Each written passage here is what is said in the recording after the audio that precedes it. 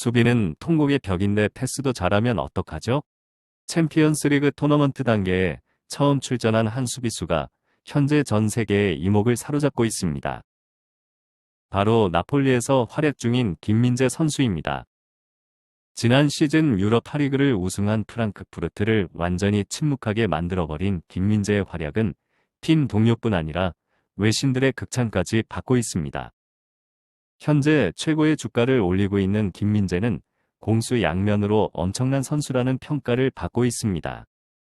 그러나 같은 날 리버풀은 레알 마드리드에게 2골을 먼저 넣었음에도 불구하고 내리 5골을 실점하는 충격적인 경기를 펼쳐 많은 팬들에게 충격을 주었습니다. 세계 최고의 수비수 중 한 명이던 선수의 내리막과 미래의 최고 수비수가 될 것으로 기대되는 김민재의 엄청난 활약이 같은 시간 다른 경기장에서 펼쳐진 것입니다. 일각에서는 리버풀이 김민재를 미드필더로 데려와도 된다는 의견도 나오고 있습니다. 이에 대해 더 자세히 알아보도록 하겠습니다. 오늘도 이탈리아 언론에서는 나폴리의 김민재 선수에 대한 칭찬이 이어지고 있습니다. 이탈리아 매체에 따르면 세리에 출신인 도메니코 마이에타는 이탈리아 라디오에서 김민재에 대한 칭찬을 아끼지 않았습니다. 김민재는 최근 열린 2022년 챔피언스리그 16강 1차전에서 선발 출장하여 나폴리의 2대0 무실점 완승에 기여했습니다. 마이에타는 김민재를 자신이 가장 좋아하는 선수 중 한 명이 되었다며 팬이 된 것을 고백했습니다.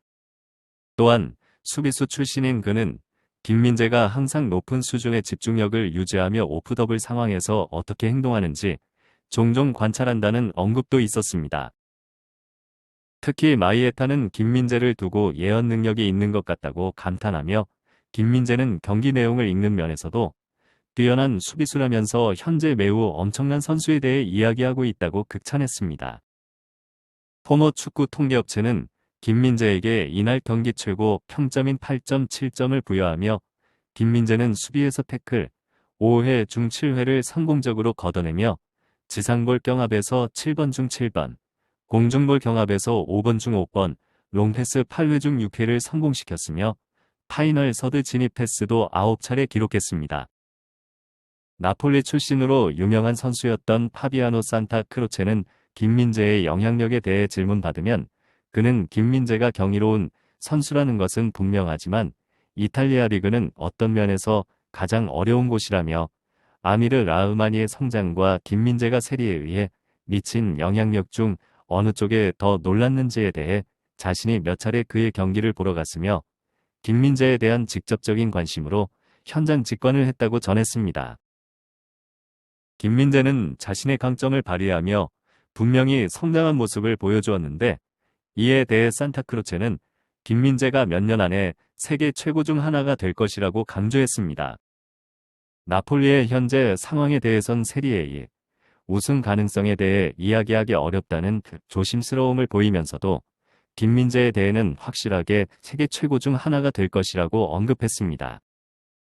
나폴리는 현재 승점 60으로 인터 밀란과 15점 차이로 1위를 하고 있으며 세리에의 최고 득점 최소 실점팀이며 유럽에서 가장 공수의 밸런스가 뛰어난 팀으로 주목받고 있습니다.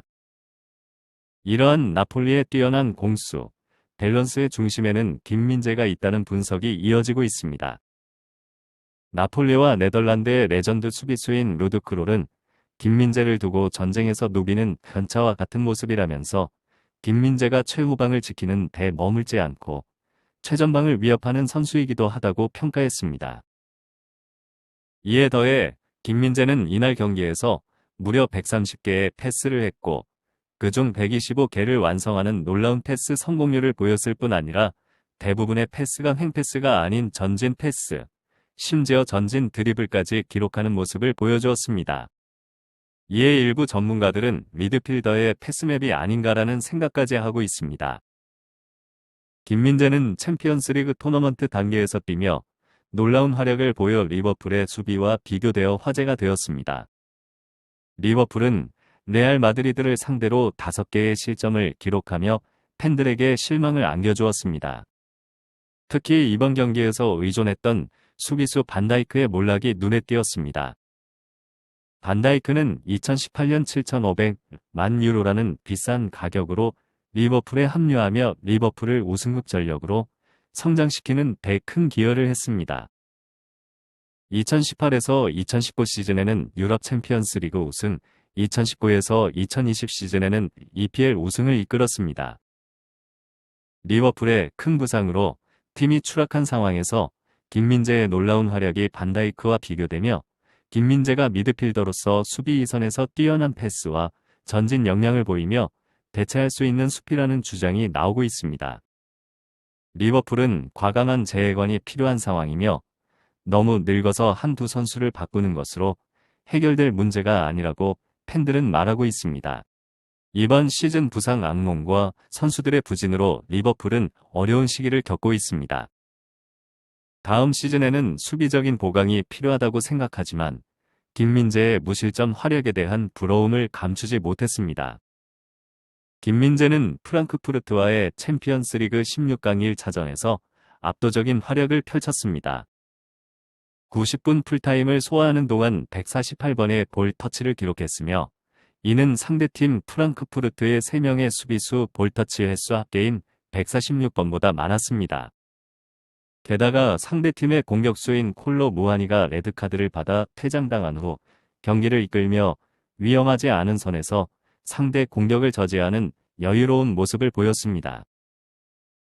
앞으로 김민재가 세계적인 선수가 될 것이라는 것을 의심할 수 없는 활약을 보여주었고 나폴리는 이번 활약으로 챔피언스리그 우승까지 꿈꿀 수 있게 되었습니다.